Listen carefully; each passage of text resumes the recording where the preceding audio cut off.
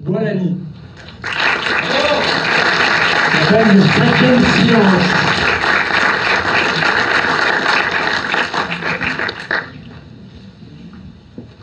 Bonjour. Bonjour. Alors le film faisant 6 minutes, je ne vais pas faire de très longues explications plus longues que le film. Voilà, juste vous expliquer un petit peu la genèse du projet que vous allez voir, qui est un peu un projet hybride. J'ai rencontré Sandrine Bonner, avec qui je vais faire normalement un film l'année prochaine, qui venait de faire pour un album jazz avec son compagnon Eric Truffaz, une reprise de la chanson, enfin de la lettre à David, de la musique de Philippe Sard, que Eric Truffaz avait refaite pour cet album.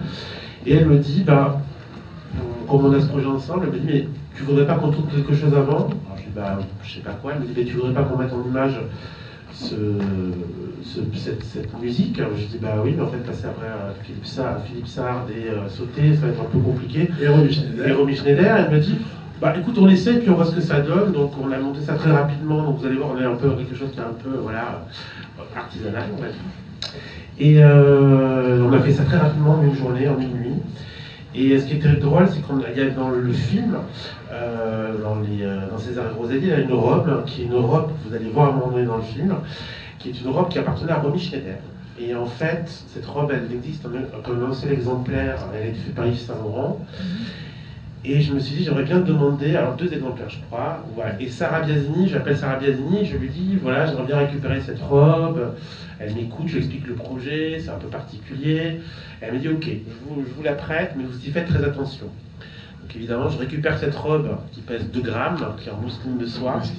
Et elle fait le lapsus au moment où elle me donne, elle me dit, au lieu de me dire, je te confie la robe de ma mère, elle me dit, je te confie ma mère. Donc autant vous dire que je suis parti avec cette robe dans une parano totale, parce qu'aucun assureur sur le court-métrage ne voulait assurer cette robe qui, si elle disparaissait, dès qu'elle faisait partie du cinéma. J'ai gardé cette robe auprès de moi une semaine avant le tournage, le jour du tournage, de peur qu'on l'arrache, qu'on la déchire. Et quand elle est repartie, j'étais très soulagé. Et quand Sandrine l'a enfilée pour la mettre, elle disait que c'était la robe, elle était très heureuse d'enfiler cette robe qui avait appartenu à Romy, qu'elle avait utilisée pour le tournage. Voilà. Bien. C'est une belle histoire. Donc voilà, j'espère que ça vous plaira.